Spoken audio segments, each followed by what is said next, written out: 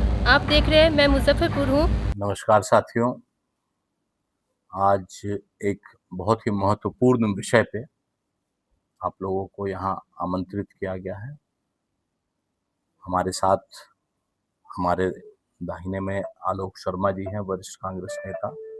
हमारे बाएं में हमारे बाएं में हमारे वरिष्ठ कांग्रेस नेता, हमारे अभिभावक सुरेश शर्मा नीरज जी हैं। उसके बाद कांटी के प्रखंड अध्यक्ष पूर्व मुखिया मोहम्मद अब्दुल्ला जी हैं।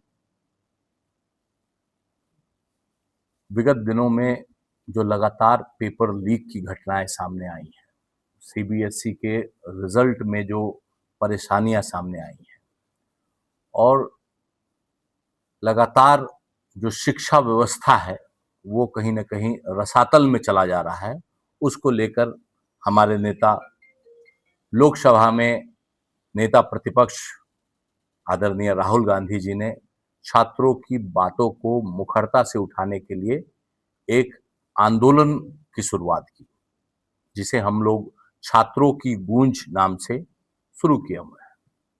उसी के तहत आज सैकड़ों छात्रों का एक बैठक हमने अभी कुछ देर पहले समाप्त किया है, जिसमें छात्रों ने अपनी बातों को रखा है, उनकी बातों को हमने सुना है और उनके सुझावों को हम अपने नेता तक भेजेंगे। जैसा कि आप सब जानते हैं कि अभी जो स्थिति है देश में शिक्षा व्यवस्था की, प्रतियोगी परीक्षाओं की, वो कहीं न कहीं सिलेक्शन सिस्टम के बजाय रिजेक्शन सिस्टम दिखता है। 3000 विद्यार्थियों पर एक विद्यार्थी आईएएस बनता है। अगर 3000 विद्यार्थी प्रतियोगी परीक्षाओं की तैयारी करते हैं और उसमें परीक्षा देते हैं, उसके बाद एक विद्यार्थी उसमें से आईएएस बनता है। उसमें से 30 विद्यार्थी आईआईटी में जाते हैं।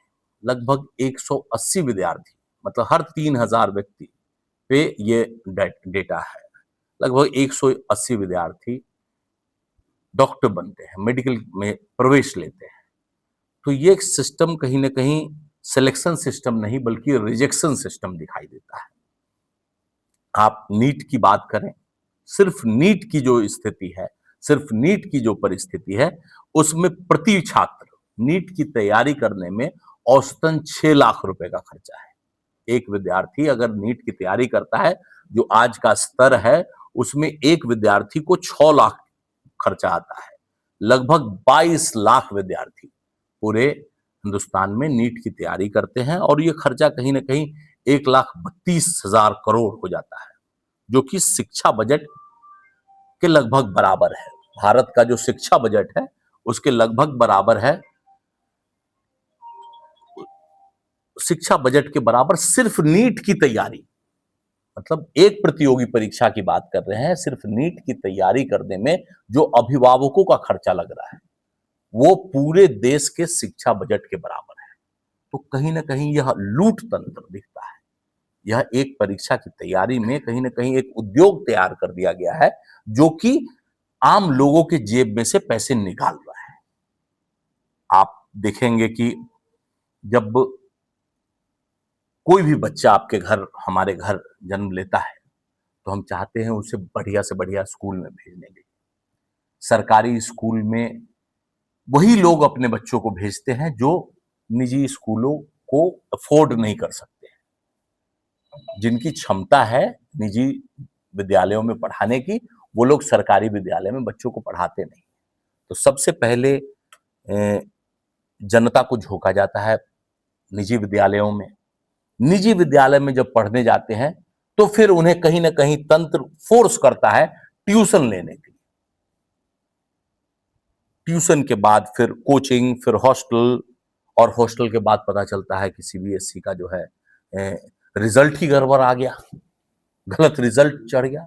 तो कहीं ना कहीं देश में बहुत ज्यादा लापरवाही हो रही है शिक्षा के प्रति।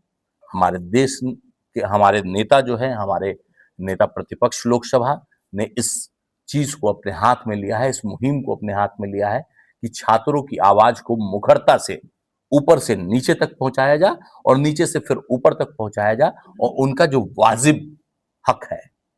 मान लीजिए जिस तरीके से पेपर लीक हो जाता है, आपने देखा है आए दिन आत्महत्याएं की घटनाओं को आपने देखा है, सुना है। कोई व्यक्ति का 30-30 लाख रुपया खर्चा हो जाता है एक और आम साधारण परिवार का, और उसके बाद पेपर लीक जैसी घटना हो जाती है, तो उसके बाद उसका जो हताशा होता है विद्यार्थी का, वो कहीं ना कहीं आपने सुना है कि आत्महत्या के रूप में परिवर्तित हो जाता है। तो ये सब जो मार्मिक स्थितियां हैं, और देश जो है, बिल्कुल देश की सरकार बेपरवाह है। छात्रों के प्रति जो गंभीरता होनी चाहिए, शिक्षा व्यवस्था के प्रति जो गंभीरता होनी चाहिए, उसमें घोर अभाव है। तो उसी को लेकर एक मुहिम चलाया जा रहा है, जिसमें छात्रों की आवाज को मुखरता दी जा रही है, और उसी के तहत यह प्रेस कॉन्फ्रेंस में आप लोगों को बुलाया गया है कि आप लोग भी इस बात को, जो परिस्थितियां हैं, उसको मुखरता से उठाइए। हम लोगों का जो डिमांड है, वो उसके बारे में हमारे अभिभावक सुरेश शर्मा नीरज जी बताएंगे आपको।